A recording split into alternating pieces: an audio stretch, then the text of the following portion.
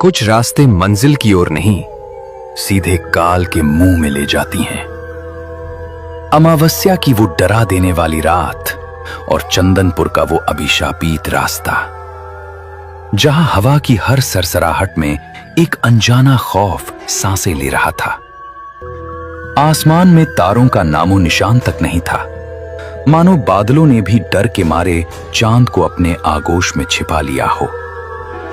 उस भयावह सन्नाटे को चीरते हुई एक बैलगाड़ी उस सुनसान रास्ते से आगे बढ़ रही थी। बैलगाड़ी के पहियों की चर्र चर्र और बैलों के गले में बंधी पीतल की घंटियों की रहस्यमयी आवाज डरा देने वाली लग रही थी। बैलगाड़ी पर दो दोस्त सवार थे, रामू और मोहन। रामू कांपते हाथों से बैलों की लगाम थामे हुआ था, जबकि पीछे बैठा मोहन की व्याकुल आंखें बार बार घने जंगल के अंधेरे को टटोल रही थीं। मोहन, ओ मोहन, सुन रहा है तू? बैलों की ये घंटियां आज मुझे सुरीली नहीं लग रही हैं भाई। ऐसा लग रहा है जैसे ये किसी आने वाली तबाही का मातम कर रही हूं। मेरा तो कलेजा मुंह को आ रहा है। मन बार बार कह रहा है कि हमारे साथ कुछ तो बहुत बुरा होने वाला है। तू ही बता, क्या हम सच में आज सही सलामत चंदनपुर पहुंच पाएंगे? अरे रामू, तू तो मर्दों के नाम पर कलंक है। हर छोटी बात पर गीदड़ की तरह कांपने लगता है। ऐसी कायरो जैसी बातें मत कर, वरना ये बैल भी डर जाएंगे।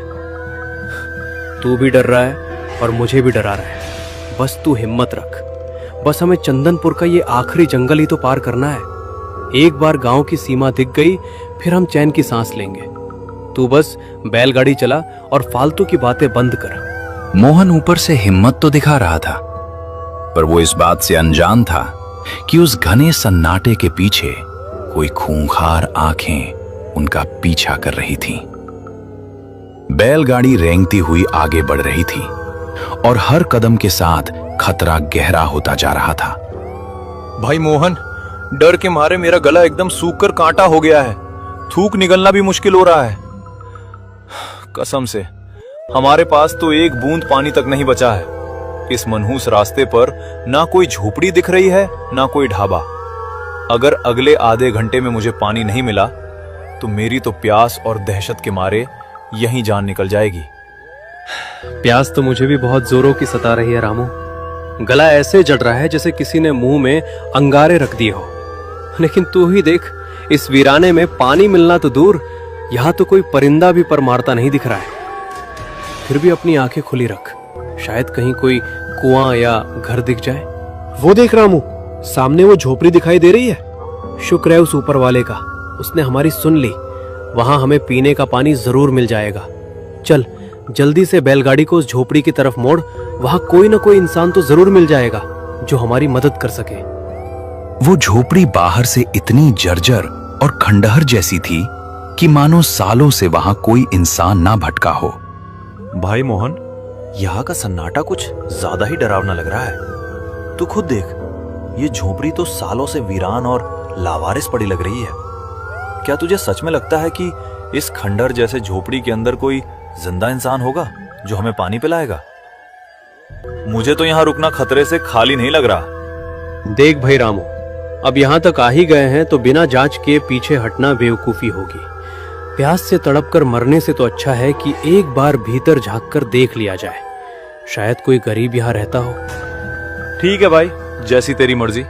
तू कहता है तो चलकर देख ही लेते हैं। दोनों भारी कदमों से बैलगाड़ी से नीचे उतरे। झोपड़ी का दरवाजा पूरी तरह बंद था। वहां की हवा में एक अजीब सी सड़न और ठंडक थी, जिसे महसूस कर दोनों सहम गए। रामू, दरवाजा तो भीतर से बंद है, इसका मतलब कोई ना कोई तो अंदर है। पर यहाँ इतनी खामोशी क्यों है? क्या हमें जोर से आवाज देनी चाहिए या चुपचाप यहाँ से खिसक लेना चाहिए? अब पीछे मुड़ने का समय निकल चुका है मोहन। तू रुक, मैं अपनी पूरी ताकत लगाकर आवाज देता हूं। अगर कोई होगा तो जवाब जरूर देगा। रामू ने सन्नाटे को चीरती हुई एक जोरदार आवाज लगाई। ओ घर के मालिक, कोई है क्या अंदर? मेहरबानी करके दरवाजा खोलिए। हम शहर से चंदनपुर गांव जा रहे हैं। हम मुसाफिर हैं। और प्यास के मारे हमारा बुरा हाल हो रहा है। क्या आप 2 प्यासे मुसाफिरों को थोड़ा सा पानी पिलाने का पुण्य करेंगे? सन्नाटा और गहरा हो गया। फिर अचानक चूं चूं की डरावनी आवाज के साथ दरवाजा खुला। अंदर से एक बेहद बूढ़ा और झुका हुआ इंसान बाहर निकला। रामू और मोहन को देख उसकी आंखों में एक अजीब सी चमक और हल्का डर था। कौन हो बेटा तुम लोग? और मौत के इस पहर में, जब दुनिया सो रही है, तुमने मेरे घर का दरवाजा क्यों खटखटाया? क्या तुम्हें पता नहीं कि इस अंधेरे में यहाँ घूमना कितना खतरनाक हो सकता है? बाबा, हमें माफ करना कि हमने आपकी नींद खराब की। हम चंदनपुर गांव जा रहे हैं और पिछले कई घंटों से सफर करते करते प्यास के मारे हमारे गले सूख गए हैं और अब आगे बढ़ना मुमकिन नहीं लग रहा है। रास्ते में आपकी ये झोपड़ी दिखी तो एक उम्मीद जागी। क्या हमें थोड़ा पानी मिल सकता है? हाँ बाबा, बस एक घूंट पानी पिला दीजिए ताकि हम आगे का रास्ता तय कर सकें। प्यासे को पानी पिलाना तो सबसे बड़ा धर्म माना गया है। भगवान आपको इसकी बहुत बड़ी दुआ देगा।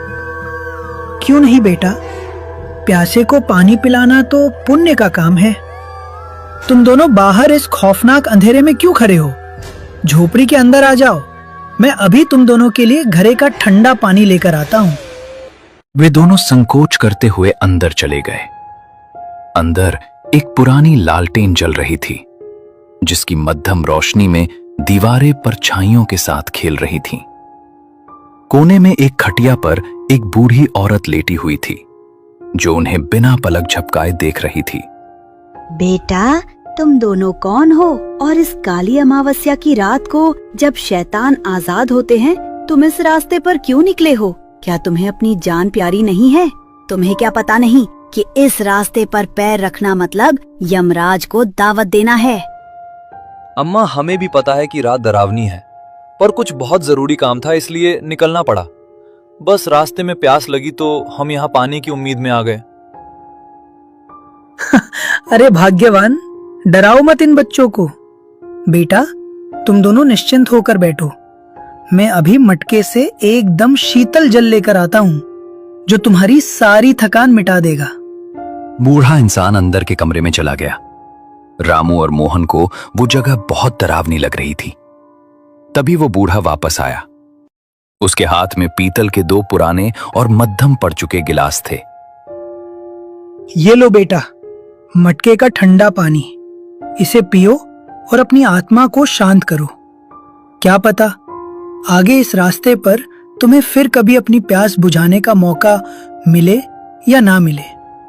प्यास इतनी ज्यादा थी कि दोनों ने उस बात की गहराई को नहीं समझा और गिलासों को एक ही सांस में खाली कर दिया। पानी पीते ही उनकी जान में जान आई। बाबा, आपका लाख लाख शुक्रिया। आपने आज हमें नया जीवन दिया है। आपकी इस मदद को हम कभी नहीं भूलेंगे। बहुत बहुत धन्यवाद। बेटा, मेरी एक बात गांठ बांध लो। आज अमावस्या की सबसे काली रात है और आज के दिन बुरी रूहें शिकार की तलाश में भटकती हैं। मेरी मानो तो जिद छोड़ो और आज की रात मेरी इसी झोपड़ी में काट लो। सुबह की पहली किरण फूटते ही तुम चले जाना, तब रास्ता सुरक्षित होगा। आपकी चिंता के लिए शुक्रिया बाबा, पर हमें आज रात को ही चंदनपुर पहुंचना बेहद जरूरी है। वहां लोग हमारा इंतजार कर रहे होंगे। हम सावधानी से चले जाएंगे। अब हमें आज्ञा दीजिए। दोनों अपनी बैलगाड़ी पर सवार हुए और फिर से उस डरावने सफर पर निकल पड़े। जंगल और भी घना होता गया। सियार और उल्लुओं की आवाजें कलेजा कपा रही थीं। रात के ठीक 2:30 हो रहे थे। अचानक बैलों ने जोर से रंभाना शुरू किया और चौंक कर रुक गए। रास्ते के बीचों बीच एक बूढ़ा इंसान खड़ा था। अरे बाप रे, बाबा क्या पागल हो गए हो? मरना है क्या जो अचानक चलती बैलगाड़ी के सामने आ गए? अगर बैलों ने टक्कर मार दी होती तो आपका क्या हाल होता? मुसाफिरों, इस रास्ते पर एक कदम भी आगे मत बढ़ाना। आज की रात हवाओं में मौत का पहरा है और रूहें जाग उठी हैं। जहां से आए हो वहीं वापिस मुड़ जाओ, वरना चंदनपुर की जगह सीधे शमशान पहुंच जाओगे।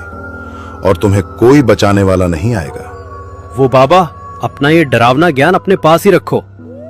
लगता है तेरा दिमाग सठिया गया है। चुपचाप हमारा रास्ता छोड़, हमें बहकी बहकी बातों से रोकने की कोशिश मत कर। हमें बहुत जरूरी काम से चंदनपुर गांव जाना है। जल्दी हट बैलगाड़ी के सामने से।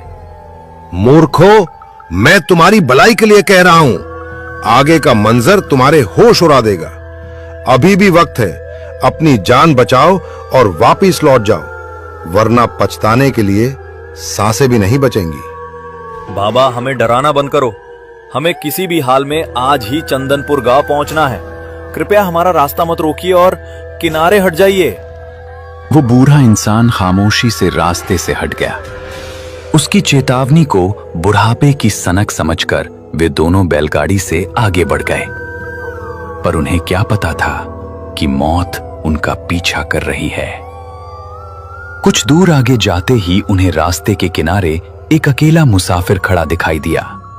रामू देख, इतनी रात को वो बेचारा मुसाफिर रास्ते पर अकेला खड़ा है। इस वीराने और अंधेरे में कोई कैसे रह सकता है? इसे भी अपनी बैलगाड़ी पर बिठा लेते हैं। बेचारे की मदद हो जाएगी और हमें पुण्य भी मिलेगा। ओ भाई साहब, आप इतनी रात के अंधेरे में यहाँ अकेले क्या कर रहे हो? हम लोग चंदनपुर गांव की तरफ ही जा रहे हैं। अगर आप भी उस तरफ जाना चाहते हैं तो आ जाइए। हमारी बैलगाड़ी पर पीछे बैठ जाइए, हम आपको छोड़ देंगे। हाँ भाई, मैं भी उसी चंदनपुर गांव की तरफ जा रहा हूँ। आप लोगों का मुझ पे बहुत बड़ा एहसान होगा कि आपने इस मुसीबत के वक्त मेरा साथ दिया। इतना बोलकर वो अजनबी मुसाफिर बिना कोई शोर किए चुपचाप बैलगाड़ी के पिछले हिस्से में बैठ गया। बैलगाड़ी फिर से उस सुनसान जंगल के रास्ते पर बढ़ने लगी। वातावरण और भी डरावना होता जा रहा था। तभी रामू ने माहौल हल्का करने के लिए पूछा, अरे भाई साहब, आप इतनी रात को अकेले इस खौफनाक रास्ते पर क्या कर रहे थे? क्या आपको डर नहीं लगता? कोई जरूरी काम था क्या? भाई क्या बताऊं, मेरी मजबूरी बहुत बड़ी है। पास ही के गांव भैरवपुर में मेरे बूढ़े माँ बाप बहुत बीमार हैं और उनकी हालत नाजुक है। उन्हें देखने के लिए मुझे इसी वक्त निकलना पड़ा, वरना मैं कभी इस रास्ते पर कदम ना रखता। तभी अचानक रास्ते के किनारे उन्हें एक पुराना खंडहर जैसा ढाबा दिखाई दिया, जहां से हल्की सी रोशनी आ रही थी। भाई मोहन, प्यास तो बुझ गई, पर अब भूख के मारे पेट में चूहे कूद रहे हैं। देख, सामने वो ढाबा है। चलो बैलगाड़ी रोकते हैं और कुछ खा लेते हैं, वरना आगे सफर करना मुश्किल हो जाएगा। हाँ भाई, पेट की आग शांत करना जरूरी है। ठीक है, बैलगाड़ी को उस ढाबे के पास खड़ी कर दें। हम जल्दी से कुछ खा लेते हैं। रामू ने बैलगाड़ी को उस ढाबे के पास ले जाकर खड़ा कर दिया। पधारो मुसाफिरो, बड़े अरसे बाद इस वीराने में मेरे ढाबे पर कोई मेहमान आया है। आओ बैठो। क्या मैं आप लोगों के लिए गरम खाना लगा दूं या पहले ठंडा पानी पियोगे? भाई, हम बहुत भूखे हैं, खाना लगा दो। आजा मोहन, तुम भी आजा भाई, खाना खाते हैं। अरे वो मोहन, वो मुसाफिर इंसान कहाँ गया जो अभी हमारे साथ बैलगाड़ी पर बैठा था? वो पलक झपकते ही कहाँ गायब हो गया? वो तो सच में कहीं नहीं दिख रहा रामू। भाई, मुझे यहाँ कुछ भी ठीक नहीं लग रहा। ये ढाबा, ये गायब होता मुसाफिर, ये लोग, यहाँ मौत का साया है। रामू, जल्दी बैलगाड़ी निकाल यहाँ से। हमें अभी और इसी वक्त निकलना होगा। अरे मुसाफिरों, ऐसे कैसे जा रहे हो? मैंने तुम्हारे लिए बहुत ही स्वादिष्ट और गर्मा गर्म खाना तैयार किया है। एक बार मेरे हाथ का खाना खाकर तो देखो। मैं वादा करता हूं कि तुम इसे जिंदगी भर याद रखोगे, अगर तुम्हारी जिंदगी बची तो। नहीं, हमें कोई भूख नहीं है, हमें यहाँ से जाने दो। मोहन, जल्दी बैलगाड़ी पे बैठ, हमें जल्दी यहाँ से निकलना होगा, वरना हम जिंदा नहीं बचेंगे। वे दोनों अपनी बैलगाड़ी पर सवार होकर वहां से अपनी जान बचाकर भागने लगे। रामू ने बैलों को बेरहमी से पीटा ताकि वे और तेज दौड़ सकें। दोनों के शरीर पसीने से लथपथ थे। तभी रास्ते के बीचों बीच फिर एक भयानक आकृति दिखाई दी। मोहन, देख सामने। सामने वो कौन खड़ा है? वो कोई इंसान है या कोई काली बला? रुक जाओ मुसाफिरो, इतनी भी क्या जल्दी है मरने की? बहुत दिनों से इस रास्ते पर कोई ताजा शिकार नहीं आया। अब तुम दोनों यहां से आगे नहीं जा पाओगे। क्योंकि यह रास्ता सीधे मौत की घाटी में खत्म होता है। वो आकृति धीरे धीरे अपना असली और भयानक रूप में बदलने लगी। वो एक विशाल और आदमखोर राक्षस के रूप में वहां प्रकट हो गया। उसके पैर जमीन पर नहीं टिक रहे थे, वो हवा में उनकी ओर बढ़ रहा था और उसकी आंखों से आग की लपटें निकल रही थीं। मोहन, आज हमारा अंत आ गया है। ये कोई इंसान नहीं है, ये तो साक्षात यमराज का दूत है। हे भगवान, हमें इस मुसीबत से बचा ले, हमें माफ कर दे। जो हम इस रास्ते से गलती से आ गए, आज तेरी कोई भी प्रार्थना उस खुदा तक नहीं पहुंचेगी। जो भी इस अमावस्या की रात इस जंगल की सीमा में कदम रखता है, उसका मांस और गर्म खून ही मेरा भोजन बनता है। तुम दोनों अब तैयार हो जाओ अपनी बलि देने के लिए। हमने तुम्हारा क्या बिगाड़ा है शैतान? हमने तो कभी किसी का बुरा नहीं किया। हमें जाने दो, हमारे पीछे हमारा परिवार और छोटे बच्चे हैं। मौत कभी गलतियां या गुनाह नहीं देखती मुसाफिरों, वो सिर्फ अपना शिकार देखती है। और आज तुम दोनों मेरा शिकार हो। अब मरने के लिए तैयार हो जाओ। जैसे ही वो भयानक साया झपट कर बैलगाड़ी पर हमला करने ही वाला था, तभी अचानक आसमान से एक दिव्य और बहुत तेज रोशनी नीचे आई और पिशाच के शरीर पर बिजली की तरह गिरी। साया दर्द से ऐसा चीखा कि पूरा जंगल कांप उठा। ठहर जा नीच दुष्ट, इन बेगुनाह मुसाफिरों पर अपना हाथ उठाने की जरूरत भी मत करना, वरना मैं तुझे अभी इसी वक्त जलाकर राख कर दूंगा। भाई मोहन देख, हमें बचाने के लिए कोई फरिश्ता आया है, पर यह दिव्य पुरुष कौन है? यहां तो कोई नहीं दिख रहा है। रामू, मोहन, घबराओ मत। अपने मन में उस परमेश्वर का ध्यान करो और साहस रखो। ये आदमखोर राक्षस अब तुम्हारा बाल भी बांका नहीं कर पाएगा। तुम दोनों अपनी बैलगाड़ी को पीछे कर लो और सुरक्षित खड़े रहो। आज मैं इस अधर्मी का अंत करूंगा। ए तुच्छ साधु, तू अपनी जान जोखिम में डालकर मेरे शिकार के बीच में मत आ, वरना मैं तुझे भी इसी वक्त कच्चा चबा जाऊंगा। हट जा मेरे रास्ते से। तेरी शक्ति का अंत अब निकट है आदमखोर। तूने बरसों से इस पवित्र रास्ते पर मासूमों का खून बहाया है और उन्हें डराया है। आज तेरा ये पाप का घड़ा भर चुका है और तेरा अंत मेरे हाथों लिखा है। सिद्ध बाबा ने अपने मंत्रों की शक्ति से एक जादुई बिजली प्रकट की और उसे उस आदमखोर की ओर फेंक दिया। जैसे ही वो दिव्य शक्ति उस राक्षस को छुई, वो भयंकर आग की लपटों में घिर गया और तड़पने लगा। बचाओ बचाओ, मुझे छोड़ दो साधु बाबा, मुझे इस नर्क से मुक्ति दे दो। मैं कसम खाता हूं कि मैं यहां से हमेशा के लिए चला जाऊंगा। बस मुझे इस आग से बचा लो। जा, अपनी इन अधूरी इच्छाओं, प्यास और नफरत के जाल से मुक्त हो जा। आज से तू किसी को परेशान नहीं करेगा।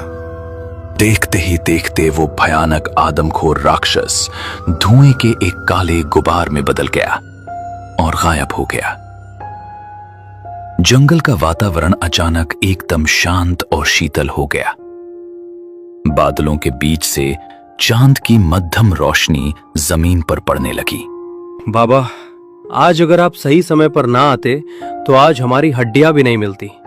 आपने हमें नया जीवन दिया है, हम जीवन भर आपके ऋणी रहेंगे।